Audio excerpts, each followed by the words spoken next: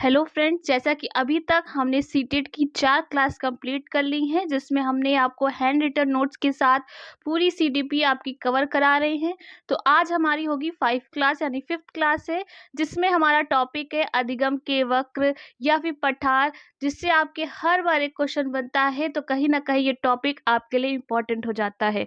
तो सबसे पहले आपके नोट्स में आपको नेक्स्ट हेडिंग डालनी है कि अधिगम स्थानांतरण क्या होता है, और आपको उसमें प्रतिपादक और उसका अर्थ भी पता होना चाहिए। तो आपकी हेडिंग होगी अधिगम स्थानांतरण। तो उसके बाद आपका जो प्रतिपादक है अधिगम स्थानांतरण के, वो थॉर्नडाइक हो जाते हैं। अगर आपसे पूछा जाए कि अधिगम स्थानांतरण का अर्थ क्या होता है या उससे आप क्या समझते हैं, तो उसके कैसे एक्सप्लेन करेंगे, तो इसको आपको लिखना है कि एक स्थिति में सीखा हुआ ज्ञान किसी दूसरी स्थिति में प्रयोग किया जाए तो यह अधिगम स्थानांतरण कहलाता है। यानी कि हम कोई भी ज्ञान जो अपने पूर्व में लेते हैं, जो पहले सीखते हैं, उसी का किसी तरह से यूज़ करके हम कोई नई चीज़ सीखते हैं, तो कहीं ना कहीं एक ट्रांसफ़र होता है हमारे अधिगम का, लर्निंग का। क्योंकि जैसे कि आप साइकिल चलाना सीखते हैं, उसके बाद अगर आप स्कूटी या बाइक सीखने जाते हैं, तो कहीं ना कहीं आप हैंडल का प्रयोग वैसे ही करते हैं जो आपने साइकिल में सीखा होता है। तो कहीं ना कहीं अगर आपको एक आइडिया हो जाता है कि कैसे हमने यूज़ किया था, साइकिल कैसे चलाई थी, उसी तरह हमें कैसे कंट्रोल करना है स्कूटी को या बाइक को, तो यही हमारा अधिगम स्थानांतरण कहलाता है कि आप अपनी लर्निंग को कैसे, अपने ज्ञान को, पूर्व ज्ञान को अपने नए ज्ञान में इस्तेमाल कर सकते हैं, कैसे उसको ट्रांसफ़र कर सकते हैं। तो यही हमारा इसका अर्थ हो जाएगा। उसके बाद अधिगम स्थानांतरण के कुछ टाइप्स भी होते हैं, जिसमें आपके एग्जाम्पल देख के आपसे एग्जाम में कहीं ना कहीं उसका नाम पूछ लिया जाता है कि आपका ये निगेटिव स्थानांतरण है या पॉजिटिव है या फिर कैसा शून्य है। तो आपको प्रकार भी पता होना चाहिए कि कैसे आपको एग्जाम में पहचानना है। तो आपको नेक्स्ट हेडिंग डालनी है अधिगम स्थानांतरण के प्रकार। तो यहाँ पे आपको एग्जाम्पल से समझाएंगे कि आपको, ताकि रिलेट करके एग्जाम तक याद रहे। तो उसके बाद आपका सबसे पहला इससे जो प्रकार आता है, वो आता है सकारात्मक स्थानांतरण। इसको अन्य नाम से भी पूछ सकते हैं, या तो धनात्मक या फिर अनुकूलन या फिर अनुकूल। तो ये नाम आपको भी सारे पता होने चाहिए, जैसे कि सकारात्मक क्या है, धनात्मक क्या है, अनुकूल कैसे होगा स्थानांतरण। तो यहाँ पे क्या होता है कि जब एक स्थिति में सीखा हुआ ज्ञान किसी दूसरी स्थिति में सहायक होता है, तो सकारात्मक अधिगम स्थानांतरण कहलाता है। यानी कि हमारा जो ट्रांसफ़र होता है वो पॉजिटिव रिजल्ट होता है। अपने पूर्व ज्ञान को हम अपने वर्तमान ज्ञान में या नए ज्ञान में जोड़ते हैं या उसकी मदद लेते हैं, तो कहीं ना कहीं वो हमारा पॉजिटिव ट्रांसफ़र होता है। तो यही हमारा सकारात्मक स्थानांतरण कहलाता है। तो एग्जाम्पल से आप कैसे याद रखेंगे कि साइकिल चलाने वाला स्कूटर आसानी से सीख जाता है, और संस्कृत भाषा का ज्ञान हिंदी दिवस में सहायक है। जैसे कि अभी आपको बताया था साइकिल वाला एग्जाम्पल, वैसे ही आपका सेकंड एग्जाम्पल है कि संस्कृत भाषा का ज्ञान हिंदी विषय में सहायक है। तो कहीं ना कहीं आप सभी को पता होगा कि हमारी जो हिंदी की आदि जननी होती है वो संस्कृत होती है। संस्कृत को ही हमने सुधार के उसका रूप जो बनाया वो हिंदी था। अगर आप संस्कृत पढ़ेंगे तो कहीं ना कहीं आप से रिलेट करके हिंदी को भी अगर आप पढ़ने जाएंगे, तो कहीं ना कहीं उसके आधे से ज़्यादा आपको जो टॉपिक है, आपका जो डेटा होगा, वो उससे मैच करेगा और आपको उसको पढ़ने में मदद मिलेगी। तो इसी तरह आपका होता है यह सकारात्मक स्थानांतरण। उसके बाद आपका आता है सेकेंड टाइप। सेकेंड टाइप होता है नकारात्मक स्थानांतरण, जिसको कह सकते हैं आपका ऋणात्मक या प्रतिकूल।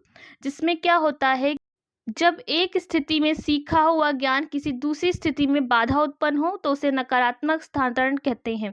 आप नाम से भी समझ सकते हैं कि अगर आपको कोई एक चीज़ जो आपने पहले कभी सीखी हो, वो आपके लिए बाद में हेल्पफुल ना हो, या किसी कार्य को सीखने में आपको इफेक्ट डाल रहा हो या प्रभाव डाल रहा हो, आपको रोक करने से रोक रहा हो, या आपको कहीं ना कहीं निगेटिव रिजल्ट्स मिल रहे हो उससे, तो ये आपका नकारात्मक स्थानांतरण हो जाएगा।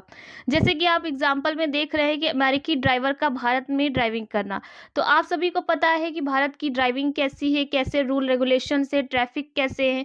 लेकिन जो आपके विदेश होते हैं, अमेरिका में जैसे है होती है, उसमें क्या होता है कि आपकी जो स्टीयरिंग होती है उसका साइड भी अलग होता है। तो एक जो ड्राइवर का हैबिट होता है कहीं ना कहीं चेंज होता है आपके यहाँ के कंपेयर से, और आपके जो रूल रेगुलेशन है वो भी चेंज होते हैं, लाइट्स का भी थोड़ा सा चेंजेस होते हैं। तो जब आपका कोई फॉरेन से या इंडिया में ड्राइव करेगा या इंडिया का कोई फॉरेन में जाके ड्राइव करेगा तो कहीं न कहीं उसकी जो हैबिट होगी वो आप उसको प्रॉब्लम क्रिएट करेगी, क्योंकि उसकी जो हैबिट है वो इंडिया की है या जिसकी हैबिट अमेरिका की है, वो अगर दूसरी कंट्री में जाकर चलाएगा तो उसको ये इरिटेट करेगी, उसको नई चीज़ सीखने में प्रॉब्लम क्रिएट करेगा, इसलिए आपका ये नकारात्मक स्थानांतरण हो जाएगा। उसके बाद अगर इसी जगह ये हेल्पफुल होता तो आपका ये पॉजिटिव हो जाता, तो आपके पॉजिटिव और नेगेटिव स्थानांतरण क्या होते हैं आपको याद रहेगा। जैसे सेकंड एग्जांपल है आपका कि कला वर्ग के छात्र का गणित विषय में अध्ययन करना। मान लीजिए आप आर्ट के स्टूडेंट्स हैं और आपको मैथ्स का क्वेश्चन दे दिया जाए और बोला जाए आपको मैथ्स सीखनी है, तो कहीं ना कहीं आपको बहुत प्रॉब्लम होगी, क्योंकि आपने कभी मैथ्स पढ़ी नहीं है और आपका जो कला का वर्क था यानी आर्ट्स का साइड था वो आपको मैथ से कहीं ना कहीं रिलेट बिल्कुल नहीं कराता है।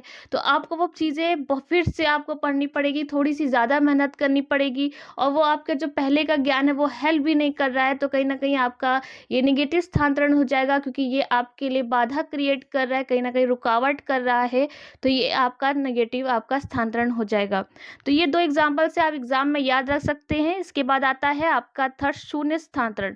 तो शून्य से आप समझ सकते हैं कि आपका कोई प्रॉब्लम ना हो, ना आपका प्रभाव पड़े, इसी तरह से आप चीज़ों को समझ सकते हैं नाम से भी। तो यहाँ पे डिटेल में आप लिखेंगे, जब एक स्थिति में सीखा हुआ ज्ञान किसी दूसरी स्थिति में ना तो सहायक हो ना ही बाधा उत्पन्न करता हो, उसे शून्य स्थानांतरण कहते हैं।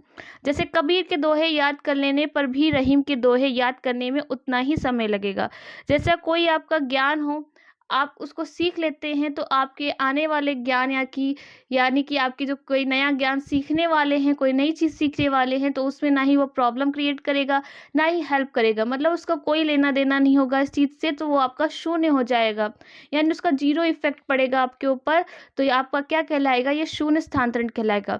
जैसे कि आपका एग्जाम्पल है कि कबीर के दोहे याद कर लिए, तो अगर आपको रहीम के दोहे याद करने हैं तो आपको उतनी ही मेहनत करनी पड़ेगी जितना आपने कबीर के दोहे याद करने में किया था, क्योंकि आपके कबीर के दोहे अलग थे, रहीम के दोहे अलग थे। तो जितना आप उस पे मेहनत करेंगे बाद में उसके लिए भी आपको रहीम पे उतना मेहनत करना पड़ेगा।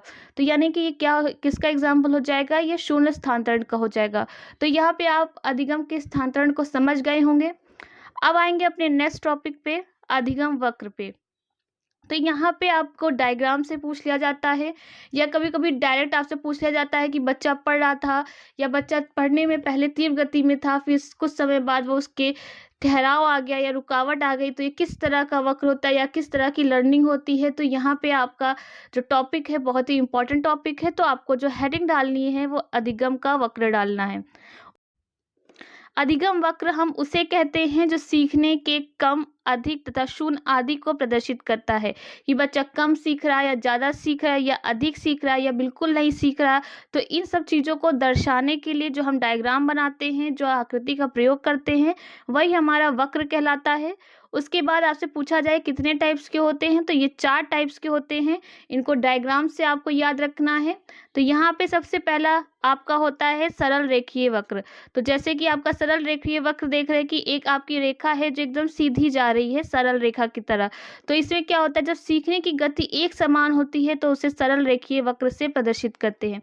जब बच्चा समान गति से सीख रहा हो, ना उसके अंदर कोई इफेक्ट पड़ रहा हो, ना कोई चीज़ उसके अंदर अच्छा देखने को या फिर उसके प्रोग्रेस देखने को मिल रहा हो, ना ही उसके अंदर कोई कमी देखने को मिल रही हो, वो जैसा था वैसा ही पढ़ रहा है, वैसा ही सीख रहा है, कोई चेंजेस नहीं है, तो आप कह सकते हैं उसको सरल रेखीय से यानी एक स्ट्रेट लाइन से आप उसको दर्शा सकते हैं कि बच्चे का जो प्रोग्रेस है वो एकदम आपका स्ट्रेट है, ना ही कोई बदलाव है, ना ही कोई चेंजेस है उसके अंदर। तो आपसे पूछा जाए कि सरल रेखीय वक्र किस किस तरह के बच्चे होते हैं, या कोई बच्चा एक समान गति से सीख रहा है तो किस प्रकार का बच्चा है, तो बताइएगा कि सरल रेखीय वक्र है। नेक्स्ट है आपका अनुत्तर। अनुत्तर में आप देख रहे हैं कि आपका जो डायग्राम बना है यहाँ पे पहले आपका प्रोग्रेस किया है, उसके बाद धीरे धीरे आके वो डाउन हो गया है। तो इसमें क्या होता है कि इसमें प्रारंभ में बच्चा सीखने की जो गति होती है वो तीव्र होती है, फिर धीरे धीरे मंद हो जाती है। तो आप नाम से भी समझ सकते हैं उन्नतर, यानी कि उन्नति कर रहा है, उन्नति की दर जो होती वही उन्नतोत्तर कहलाती है। तो यहाँ पे बच्चा क्या होता है, पहले बहुत ही तीव्र गति से सीख रहा था, आपकी रेखा जो थी, आपकी जो आपका वक्र था वो आपका ऊपर की तरफ प्रोग्रेस कर रहा था, फिर धीरे धीरे आके वो डाउन हो गया यानी मंद होता गया। तो ये आपकी जो आकृति कहलाएगी ये अनुत्तर आपका वक्र कहलाएगा। तो आपसे भी पूछा जा सकता है कि कौन सा वक्र होता है, किस प्रकार का वक्र होता है जिससे बच्चा पहले तीव्र गति से सीखता है, फिर वह धीरे धीरे मंद हो जाता है। तो आपका आंसर जाएगा उत्तरोत्तर दर के साथ। नेक्स्ट आपका वक्र है नतोत्तर वक्र। नतोत्तर वक्र आपका उत्तर वक्र का जस्ट ऑपोजिट होता है। उसमें क्या होता था, पहले बच्चे तीव्र गति से सीखते थे, फिर धीरे धीरे मंद हो जाता था। और नतोत्तर में आपका क्या होता है, बच्चा पहले धीमी गति से सीखता है, फिर धीरे धीरे वो क्या होता है, वो तीव्र गति से सीखने लगता है। तो डायग्राम से आप समझ गए होंगे कि जिसमें आरंभ में सीखने की गति कैसी होती है। आप देख रहे हैं कि ये मंद है, उसके बाद वह धीरे धीरे तीव्र होती रहती है। जिसका ग्राफ है, जिसका वक्र है, वो आपका तीव्र गति से ऊपर जा रहा है। तो आपसे पूछा जाए कि नतोत्तर वक्र क्या होता है, तो आप बताइएगा कि पहले बच्चे जब धीमी गति से सीखते हैं, फिर धीरे धीरे क्या होता है, उनकी जो गति होती है उसमें तीव्रता आ जाती है। तो वही हमारा नतोत्तर वक्र कहलाता है। और आपका लास्ट फोर्थ होता है मिश्रित वक्र। मिश्रित वक्र आप देख सकते हैं कि इसमें क्या होता है कि पहले आपका गति में होता है, फिर मंद हो जाता है, फिर कुछ समय बाद बच्चा गति में आता है, फिर मंद हो जाता है, और आपका जो जिगजैग शेप में आता है आप कह सकते हैं। यानी कि उत्तर व नतोत्तर का जो मिलन होता है और उसका जो मिला जुला रूप होता है, उसी को हम मिश्रित वक्र कहते हैं। तो यहाँ पे आपके 4 तरह के थे। पहले क्या था, आप सरल रेखा था जिसमें आप समान गति से सीखते थे। फिर आपका आता था उत्तर, जिसमें आप पहले तीव्र गति से सीखते थे, फिर मंद हो जाते थे। और थर्ड था आपका नतोत्तर, जिसमें आप पहले धीमी गति से सीखते थे, मंद गति से सीखते थे, फिर समय समय रहते आप उसमें तीव्रता दिखाते थे। और लास्ट आपका मिश्रित वक्र था, जिसमें आप पहले तीव्र थे, फिर मंद होते। जिला रूप हमारा मिश्रित वक्र कहलाता है। नेक्स्ट आपका जो टॉपिक आएगा वो भी बहुत इंपॉर्टेंट टॉपिक होता है, आपका अधिगम का पठार। तो अधिगम का पठार आपको हेडिंग डालनी है और बताना है कि अधिगम का पठार होता क्या है। तो जब सीखने की गति रुक जाती है, ना उन्नति होती है ना अवनति होती है। यानी कि बच्चा अधिगम कर रहा होता है, लर्निंग कर रहा होता है, फिर एक समय ऐसा आता है कि उसके वहीं पर रुकावट हो जाती है। यानी कि कोई गति नहीं हो रही, ना बच्चा कुछ बेहतर कर रहा होता है, ना ही कुछ बिगाड़ रहा होता है। यानी कि कोई गति, आपको कोई बदलाव, कोई चेंजेस नहीं देखने को मिलती है। यानी कि ये भी नहीं कह सकते कि वह एक समान से गति चल रही है। वहाँ पे क्या होता है, ठहराव आ जाता है। ना ही वो कुछ सीख रहा होता है, ना ही कुछ बिगाड़ रहा होता है, ना आप उसमें उन्नति देख सकते हैं, ना अवनति देख सकते हैं। यानी कि एक तरह से एक गति होती है जो एकदम वहाँ पे शून्य हो जाती है, एकदम रुक जाती है। उसी को हम पठार कहते हैं। आप जैसे इसको रिलेट कर सकते हैं, जैसे पहाड़ को देख सकते हैं, पठार को देखते हैं। क्या होता है कि वो एक जगह क्या होता है, ठहरा रहता है। ना ही वो किसी साइड पे खिसकता है, ना वो पीछे आता है, ना आगे बढ़ता है। उसी तरह क्या होता है, हमारी लर्निंग में भी एक पठार आ जाता है, जिससे बच्चा ना उन्नति करता है ना अवनति करता है। ना ही वह एक समान गति से सीख रहा होता है, उसमें कुछ भी आपको देखने को नहीं मिलेगा। उसके एक तरह से उसकी लर्निंग में आप पठार का रूप देखेंगे। तो वही हमारा अधिगम का पठार कहलाता है। उसके बाद आपसे जो पूछा जाता है, सबसे ज़्यादा आपके अधिगम के महत्वपूर्ण एक सिद्धांत पूछे जाते हैं, जहाँ पे आपसे डायरेक्ट सिद्धांत दे देंगे और उसके मनोवैज्ञानिक के नाम पूछ लिए जाते हैं। तो इसमें जो आपके सिद्धांत है अधिगम के, उसमें सिर्फ आपको सिद्धांत याद रखना है और उसके मनोवैज्ञानिक याद रखना है। बाकी आपके जो अधिगम के सिद्धांत है, थॉर्नडाइक है, पॉलाव हैं, कोहलर हैं, जीन पियाजे, इन सभी को हमने आपकी सेकेंड और थर्ड क्लास में आपको कंप्लीट भी कराया है नोट्स के साथ। यहाँ पे हम अधिगम के जो आपके महत्वपूर्ण सिद्धांत रह गए हैं उनको हम बता देते हैं। तो आपको एक चार्ट के रूप में बना लेना है, जिसमें आपके कुछ सिद्धांत हैं। जिसमें पहला है क्षेत्र का सिद्धांत। तो आपसे पूछा जाए क्षेत्र के सिद्धांत से कौन रिलेटेड है या फिर कौन है, तो बताइएगा कुर्ट लेविन। उसके बाद आता है उद्देश्यवाद या संकेतवाद के सिद्धांत के जनक कौन है, तो आपका आंसर जाएगा टॉलमैन के साथ।